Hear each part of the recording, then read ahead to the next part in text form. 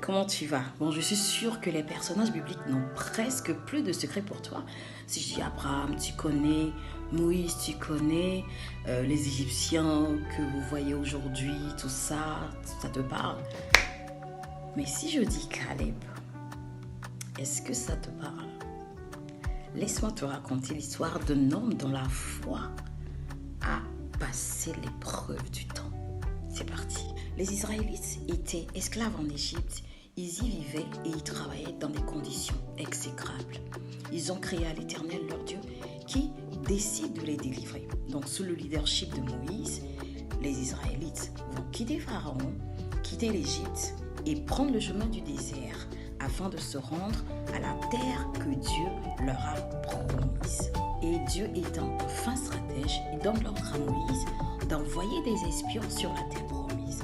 Moïse envoie un représentant de chacune des 12 tribus pour aller faire une étude du marché, aller sonder le territoire, regarder si la terre vous sera favorable ou pas, aller sonder le peuple, voyez si c'est un peuple qui est puissant, s'il est fort, s'il est faible, si la terre est fertile, comment vivent les gens, qu'est-ce qui pourra vous être favorable. Donc Moïse va choisir une personne dans chaque tribu et Caleb va être un des représentants, notamment celui de la tribu de Juda. Les 12 représentants, fraîchement munis de leur nouvelle lettre de mission, partent donc pour aller explorer le territoire de Canaan. Ils y arrivent par le sud, ils montent dans tous les coins, tous les recoins, ils prennent les produits qu'ils peuvent prendre pour aller montrer au peuple d'Israël. Ils arrivent à prendre des branches de vigne, des grappes de raisin qu'ils portent sur des branches. C'est dire combien cette terre de Canaan était fertile. Donc 40 jours plus tard, retour de mission, assemblée générale extraordinaire sur le peuple. Attention en présentiel s'il vous plaît. Nos chers missionnaires doivent faire leur retour d'expérience. Les 12 espions vont restituer ceci à Moïse. Nous avons exploré le pays où tu nous as envoyés. En vérité, c'est un pays où coule le lait et le miel. Mais alors, les villes y sont très grandes et très fortifiées. Ce peuple est très fort. Nous ne pouvons pas monter contre ce peuple. Et au fur et à mesure qu'ils parlent, certains renchérissent. Nous étions à leur côté comme des sauterelles. Et là, au fur et à mesure que les espions parlent, ils commencent à monter un grognement au milieu de l'Assemblée générale. Les gens commencent à se plaindre. Oh Moïse, pourquoi tu nous as envoyés dans le désert pour aller conquérir un territoire qui contient des peuples qui vont en fait nous faire du mal? Pourquoi nous avons quitté l'Égypte? Pourquoi nous retournons pas en Égypte? Et c'est là que Josué et Caleb vont se démarquer des autres espions. Ils déchirent leurs vêtements. Caleb se dit, mais qu'est-ce qui se passe? Il prend la parole pour calmer le peuple. Et là, on lit dans Exode 14, à partir du verset 6.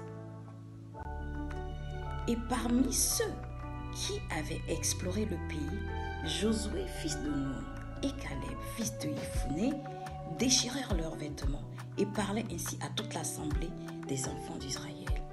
Le pays que nous avons parcouru pour l'explorer est un pays bon, c'est un pays excellent. Donc, Caleb va avoir un discours tout à fait différent des autres espions. Il va raisonner le peuple, encourager le peuple et les motiver pour pouvoir continuer la conquête de la terre promise. À la suite de l'intervention de Caleb, les enfants d'Israël réalisent quand même qu'ils sont allés un peu loin dans leurs murmures, dans leurs plaintes, dans leurs grognements. Dieu n'est pas content de leur attitude.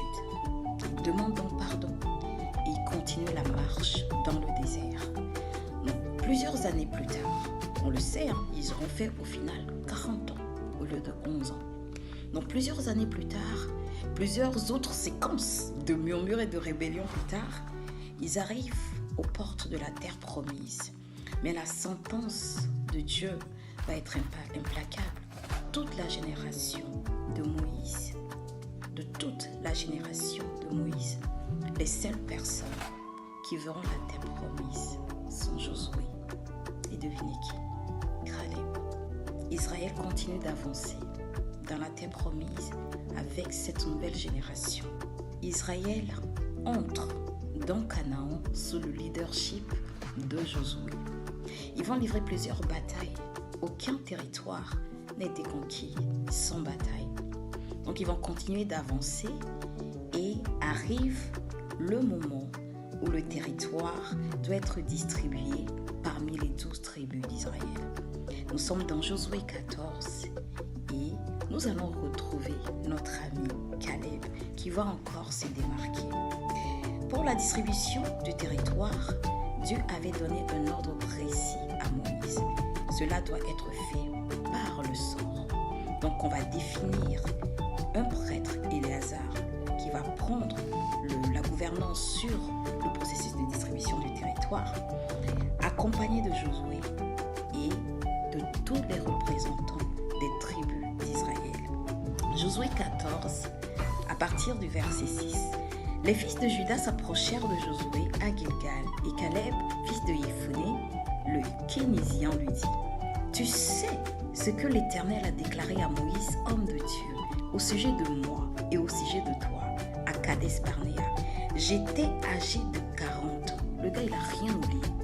J'étais âgé de 40 ans lorsque Moïse, serviteur de l'Éternel, m'envoya de Kades Barnéa pour explorer le pays.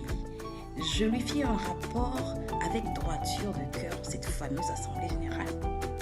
Mes frères qui étaient montés avec moi découragèrent le peuple, mais moi je suivis pleinement la voie de l'Éternel, mon Dieu.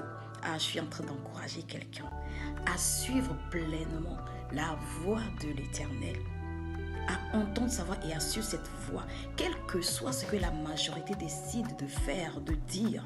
Toi, reste fixé sur la voie de Dieu. C'est en cela que tu vas réussir à toucher à la bénédiction que Dieu a promise.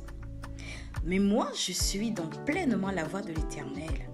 Et ce jour-là, Moïse jura en disant : Le pays que ton pied a foulé sera ton héritage à perpétuité pour toi et pour tes enfants, parce que tu as suivi pleinement la voie de Dieu.